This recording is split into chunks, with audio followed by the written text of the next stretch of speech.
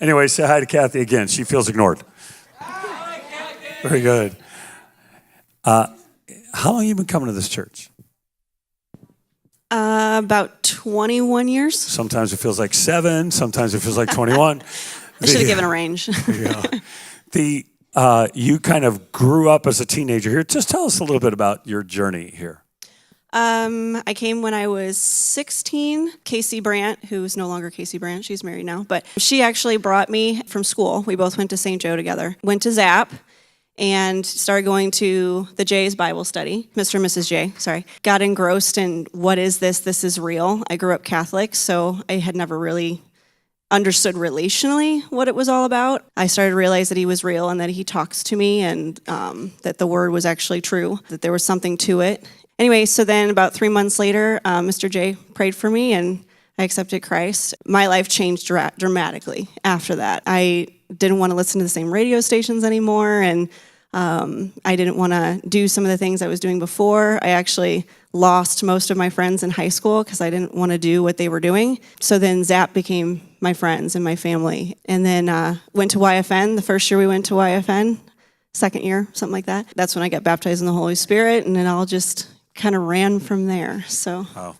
She and Chris, she got married. How long have you guys been married? 10 years this year. Wow, that's awesome. Yeah. So you're a teacher and you're a special ed teacher. Tell us a little bit about just your passion for that. Well, I guess it kind of started back at some of the leaders retreats that we went to with the Jays. Just getting that, I had a passion for kids already. I already liked working with kids, but I actually wanted to I went to St. Louis University, and I was already enrolled to be an English major there, to be a writer, and I wanted to write children's books. But then my school required me to do a certain amount of service. So they said, do you want to work with older people or you want to work with children? So I said children, and no one wanted to do the special ed classroom. So I said, well, I'll take that. I'll go. I'll see what it's like. It was Holy Innocents, which is now the Journey down by Tower Grove. When it was still a Catholic church, I went to that school. And I was in the resource room, and I just remember working with the kids and loving to see that they couldn't understand that concept. But with my help, I got to hear them go, oh, now I get it. And all of a sudden, it just ensued this passion in me to give them what they needed. And so I changed my major, went an extra year in college to, not an extra day, an extra year in college to finish up and get that instead. During that time, I went to the leadership retreat, and I remember Mr. J was like, find your vision. Ask God to talk to you about your life vision. And I just remember God ensued in me this general, very general, but yet it seemed to guide everything I do, to love those that are hard to love. So that kind of became my life goal. So Cathey is a teacher in the Afton district. Go Cougars. And True. That's where I went to high school. Recently, you were named the Teacher of the Year, both for your school and for the whole district. That is so exciting.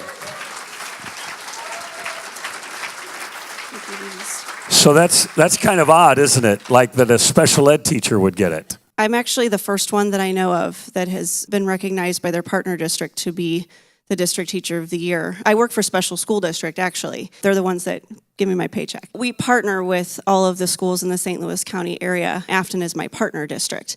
And so Special School District does their own Teacher of the Year throughout all of St. Louis County.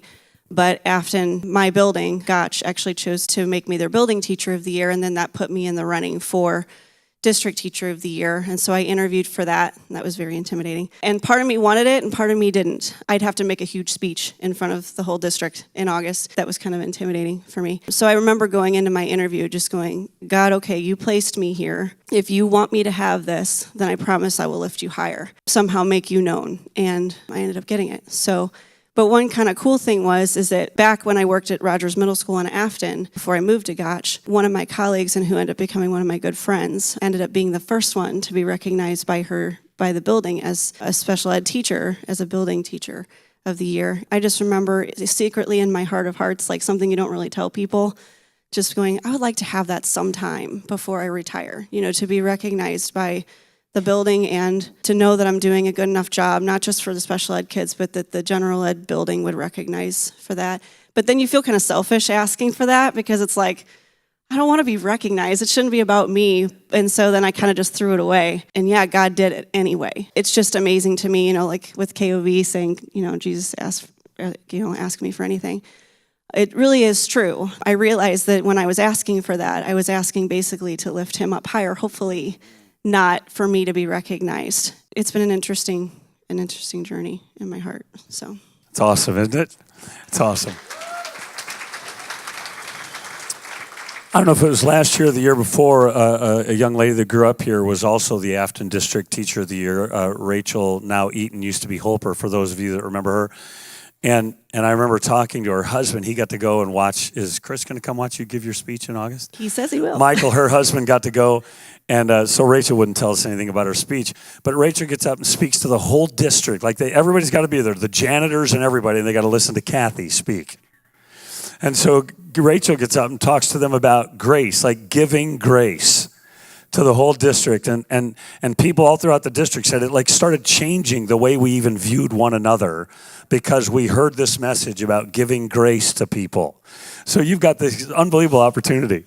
God's kind of putting in my heart a message of just loving one another. I really feel like Afton already has a heritage of being a district that cares about not only kids, but also each other, teaming, working really hard for the same and for the common goal, and not letting the enemy get in there and disrupt that is something that I really have a heart for. When I speak to the district, my intention is to talk about empowering, which is a big word in the educational world, but really the root of it is loving one another as we love ourselves, being at the root of what we do.